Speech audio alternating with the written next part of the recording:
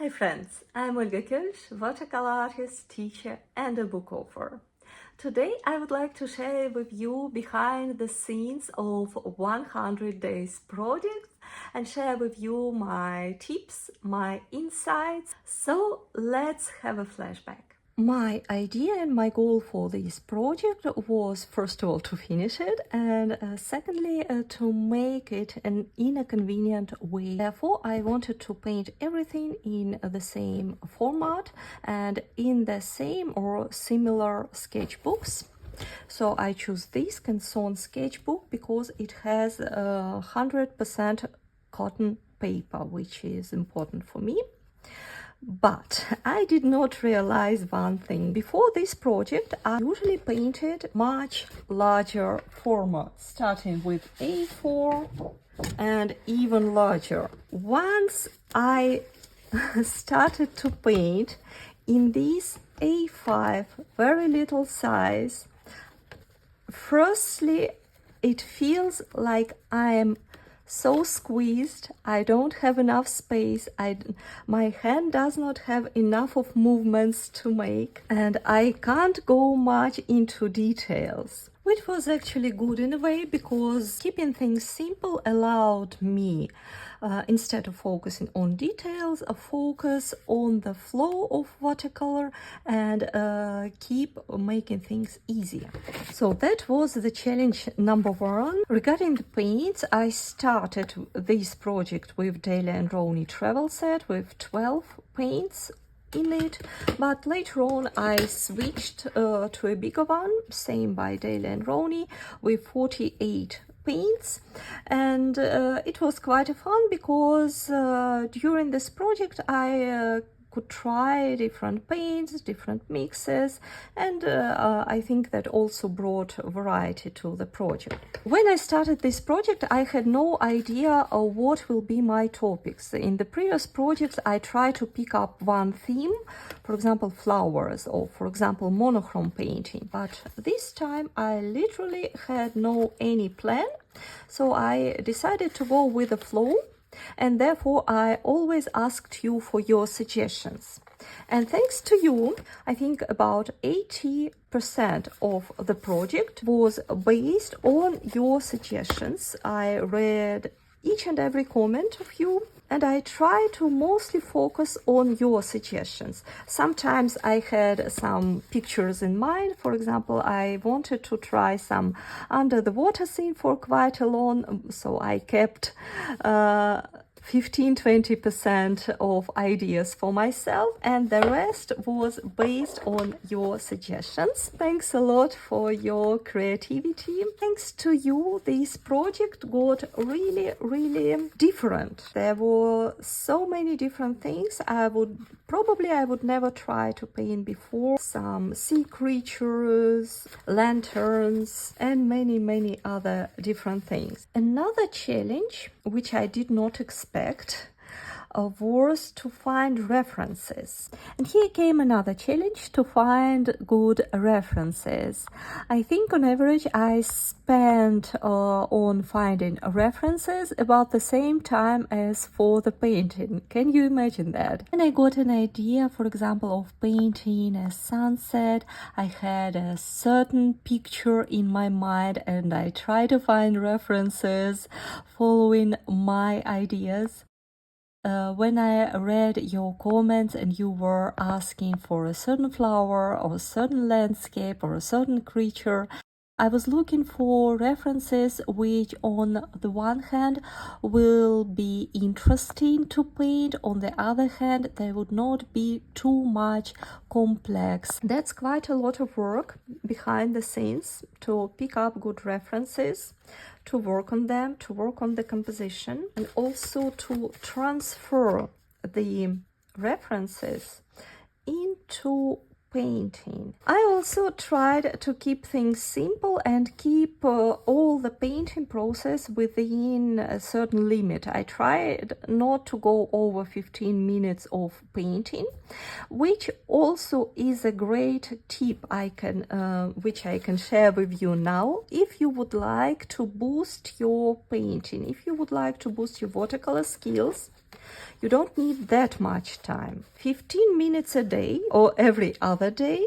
would be enough to explore different things, to paint different things, to try out, to practice. For me, it was also extra time for editing and uploading the files. Initially, I wanted this project to be daily based painting, but after a couple of weeks, I realized that this not going to work for me, because I also needed extra time for editing, extra time for uploading things. Therefore, I decided, okay, I will stay with every second day of publishing, and then it was actually a good tempo for me. Something about what did not work well.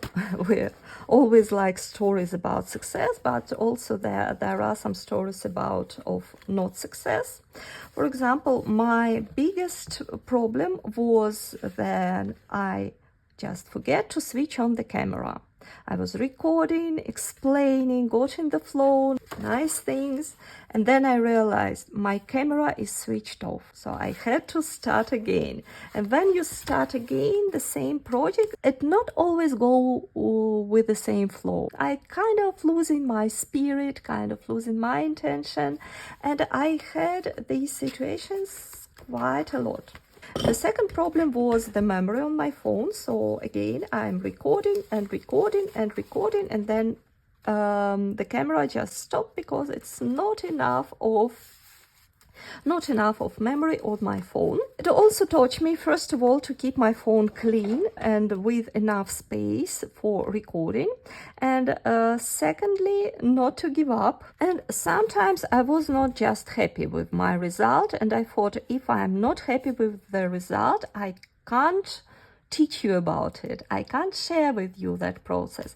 So for several projects, I started it over. Before this project, I mostly painted flowers, and you probably came to me because of transparent flowers, which I included in this project. But I wanted to challenge myself a bit and tried different things.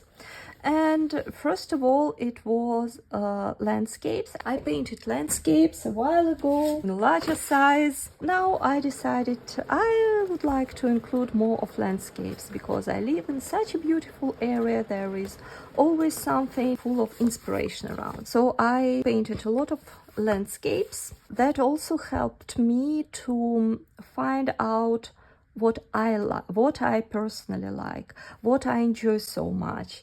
And thanks to that, I also started my personal sketchbook where I painted landscapes, and now I am working on a landscape course, which will be announced very soon. So this 100 days project helped me a lot to explore what I really like, what I find most enjoyable to paint.